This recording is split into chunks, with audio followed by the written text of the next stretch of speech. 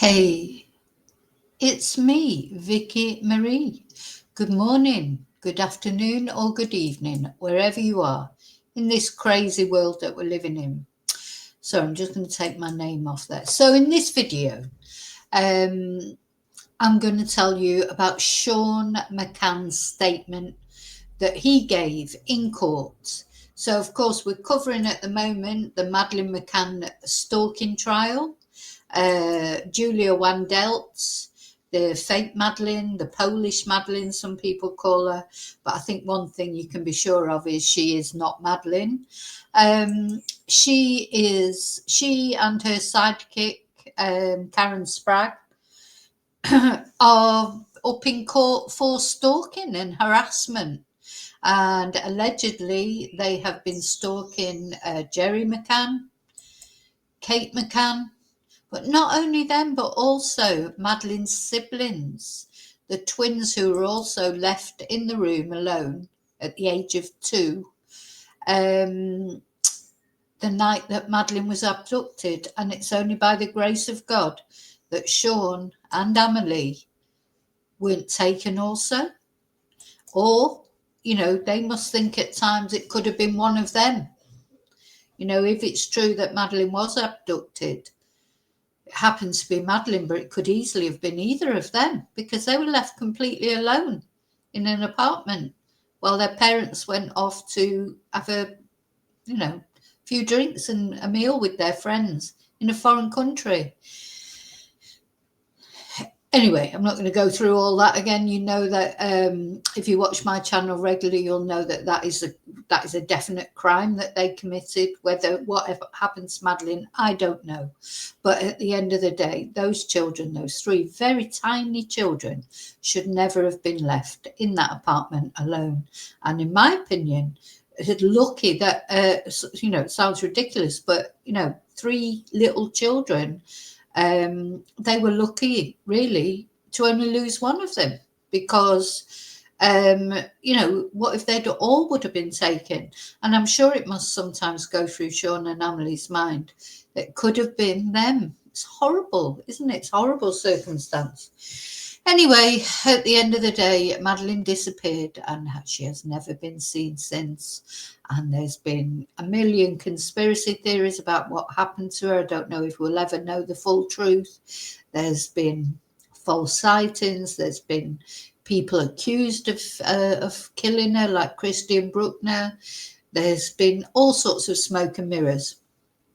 There's rumours that the cadaver dogs smelt death in the apartment or on some items that belonged to Kate and Gerry. Did Kate and Gerry have something to do with Madeleine's disappearance? We don't know. There's no evidence for any of it. There isn't even any evidence that Madeleine is deceased. But I think really, we've all got our views. I personally do think she's deceased. I think she was deceased from that very day. But I don't know that. That is literally just a view and opinion.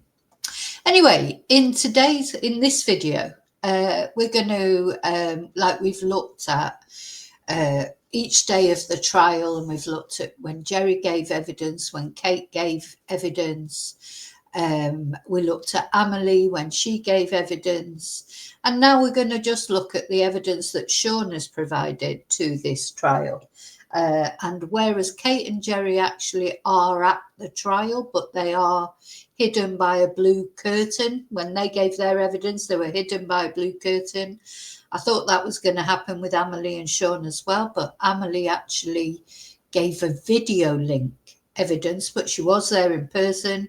And Sean, who seems much more reserved, if you like. Amelie seems to be coming into her own a little bit. She appeared at the vigil a couple of years ago. She gave a speech. Sean tries to stay behind the radar. He's just trying to get on with his normal life, I expect. I really feel for these. So this is Amelie now, or a couple of years ago anyway, at the vigil when she spoke. Very beautiful girl, very, very beautiful girl. And Sean, very much like Gerry, isn't he? That's him, and he is at university, I believe, and I'm going to read a statement out from him about his swimming. He's a very good swimmer. Apparently, he'd be swimming in the Commonwealth Games, maybe even the Olympics. So both of these young people have, they've had a lot to deal with, haven't they? Look, you can see Kate's face there, how concerned she is, looking to see if Emily's okay. They've had a lot to deal with, because it's hard enough growing up, isn't it? Growing up is difficult, but imagine growing up as the brother and sister of the most famous missing person case ever, probably, and living with the fact that you were there in that room when your sister was taken, and it could as easily have been you.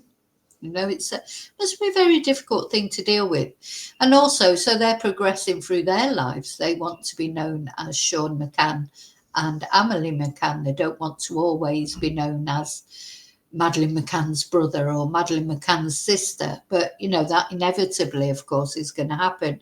They can use that for the positive. I think, maybe further down the line, sometimes it can be positive when people know sort of something about you and your backstory, but also it can be negative. But at the end of the day, do you know what? That is the hand they've been dealt. They haven't got choice in that. They were just tiny little children. They didn't decide to be so sort of infamous, if you like, and they've just got to deal with it the best way they can. So Sean gave a very short statement. As I say, he did not appear in court or even on video link. He sent a statement to be read out, and I'm going to read that out for you all, how it's been reported. No cameras are allowed in the courtroom. This case is being held. So these are, of course, Julia and Karen. Julia says she is Madeleine McCann, but it has more or less been proven that she's not. Though for some unknown reason, the McCanns themselves won't take a direct DNA test with her. That's Karen Spragg, who's an older lady who should know a lot better. She's in her 60s, and why she's involved in this, I have no idea. And according to Gerry and Kate's testimony, she's the more aggressive of the two. I do feel like she's using Julia a bit for her own agenda. Really awful woman, I think, going to someone's house and accusing them of being a Freemason. I mean, accusing Gerry of being a Freemason. And what was the other thing? Saying to Kate, don't you want to find your missing daughter, and things like that. Just ridiculous, horrible woman. Julia, I think, is mentally ill, and I do feel sorry for Julia. But having said that, she needs to leave this family alone. And of course, it's come to this trial because of her stalking the children, Sean and Emily. I think the McCanns have probably sort of taken so much stick over the years, they've probably become a little bit impervious to it, though it will have been difficult. But I think once she started contacting Sean and Emily, Kate said that was the final straw. That's when they went to the police. And, I totally get that. So, okay, let's just hear a little bit from his own mouth about Sean.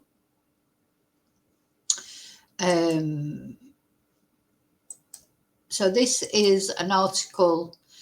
I think he must have been either applying for a grant to do with sport, to do with his swimming. And this is his biography. So he has wrote this himself, so we can be sure. Sometimes we get information on the internet, we're never 100% certain how true it is. He's so like Gerry, isn't he? He's very, very much like Gerry. He looks like him.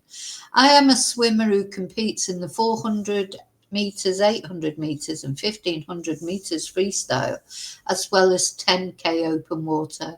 I've made international appearances in the Youth Commonwealth Games for the Team Scotland in Trinidad and Tobago, and at the European Junior Open Water Championships in Corfu for Great Britain. It's interesting that he has represented Scotland because, of course, he was born in Leicester. I think obviously Gerry is Scottish, but Kate isn't. But he's chosen, may well be that there's more competition in the English teams. I don't know who decides, or maybe feels a Scottish identity. I started competitive sport when I was 8, joining Charnwood Triathlon Club. It was there that I discovered my passion for swimming, and I joined Loughborough Town Swimming Club to increase the number of swim sessions I did per week. At the age of 10, I was selected to swim at the City of Leicester, and I have since gone on to win multiple county titles, as well as becoming regional and national champion in my age group. In order to have achieved this, I have had to remain extremely dedicated, getting up at 4 a.m. multiple mornings each week to train since the age of 11. And yeah, Kate and Gerry will have been good mentors, and that's they're very fitness conscious, aren't they? We saw that even when their daughter went missing, they didn't miss their runs around. You know, that's how dedicated they are to health and fitness. I'm currently studying chemical engineering at Loughborough University, and I train 9 times a week in the pool, as well as 3 gym sessions, totaling over 20 hours of training a week. I'm aiming to compete at the 2026 Commonwealth Games and also the 2028 Olympics in LA. Now, you know, it is really good. You know, it shows the moral character of this guy, really, because you know, growing up in the sort of limelight. I mean, I know that his parents have protected him from sort of the media and this, that, and the other. But, you know, knowing who you are and knowing, you know, he'll know about the fact that Madeleine's case is international. Everybody knows about it. To go, you know, he's going to get attention. You know, it just is. When he swims in the Commonwealth Games and if he gets into the Olympics, he's going to get a lot of attention. Of course he is, not only for his swimming, you know, he's going to get extra attention, isn't he? So he's very brave, I think, and I hope he goes forward with these things, and I hope he does well. I think that's a very big thing that both he and Amelie have had to live with. And as I say, being a teenagers, I mean, he's not a teenager now, he's 20, but, you know, going through your teenagers don't like to be singled out, do they? You know, they feel self-conscious, and Sean, of course, you know, he is inextricably, will always be linked to this very famous missing persons case, missing child case. And every time you know what it's like, it'll go quiet for a while, and then suddenly there's a search or some German policeman saying he thinks he knows who did it. You know, and it all turns out to be absolutely rubbish, but it must be wearing on them. And as he gets older, maybe he's learnt to deal with it because he's had to deal with it. He's never known anything different, has he? But I do feel for him and Amelie. So the Inspire Awards will help me to fund travel and accommodation for the Scottish National Swimming Championships in Edinburgh, where I will gain valuable racing experience prior to the Olympic swimming trials in April 2024. I think he has got through, but anyway, we'll look at that when it comes to it. I just wanted to give you this background about Sean. You know, both of them, since they've become 18, have come out a little bit more into the public view, and it must be difficult, as I say. And, you know, at the end of the day, they're young people, and they will have social media. Why shouldn't they have social media the same as everybody else has got social media? But of course, we know that social media makes it easier for you to be stalked, doesn't it? I tell you what, when I was stalked years ago, thank God my stalker didn't have social media at the time, because it was, you know, so many, he did quite well as it was without social media. So, you know, just the thought of, you know, because, you know, as I say, they're young people. Why shouldn't they have social media like all young people have social media? Okay, so we're going to have a look at the statement now. Let's see where it is. I've had it set up somewhere. Yeah. So first, so if you, I'll link in the description box a playlist to this trial, so you'll be able to watch all, when I'm talking about what Gerry said, what Kate said, etc., and what Amelie said. So where we finished off with the Amelie video was she finished giving evidence, and her brother then his statement. So as I say, it's just a statement.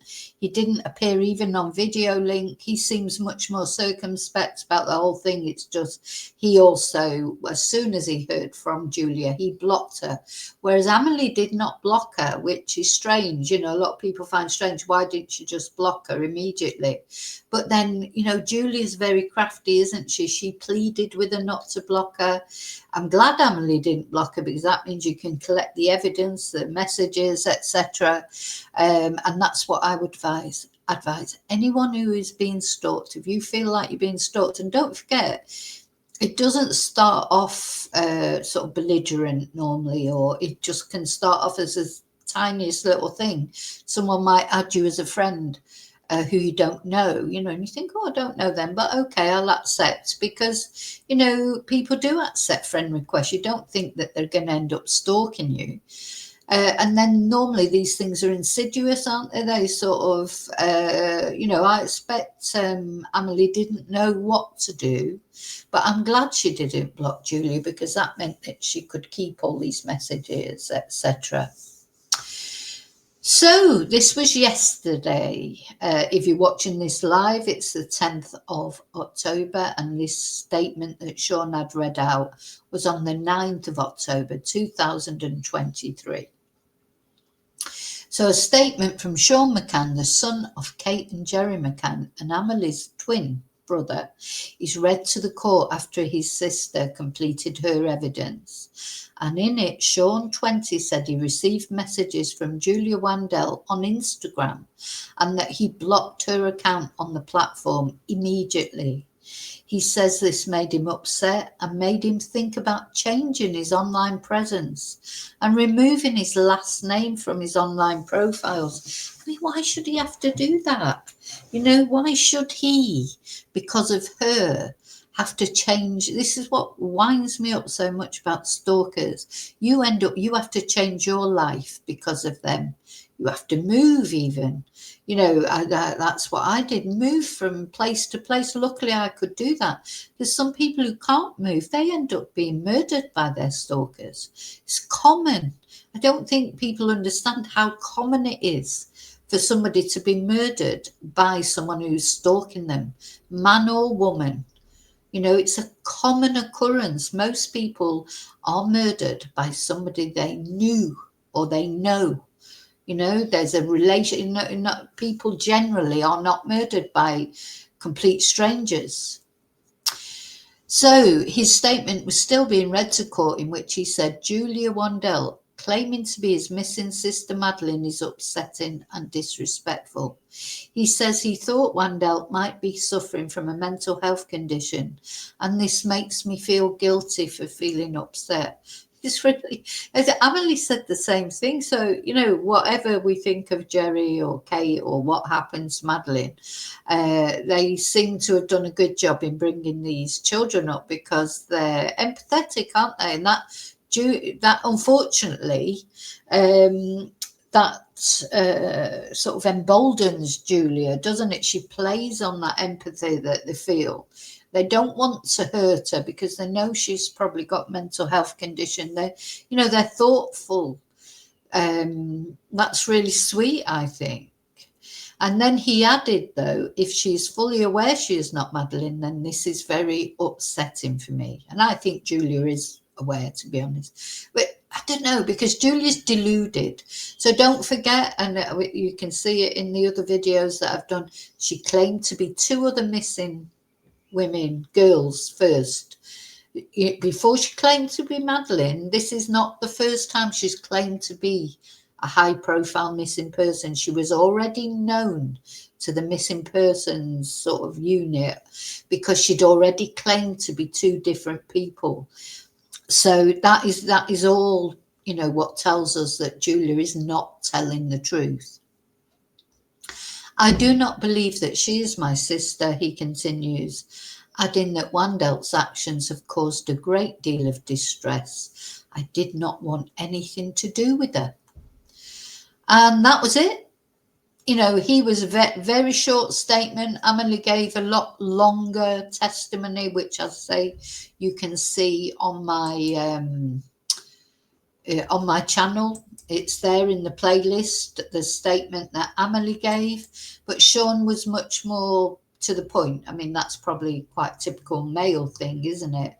And as I say, it's interesting, isn't it, that Julia has directed most of her stalking, if you like, to Kate, towards Kate, calling her mum and writing her a letter.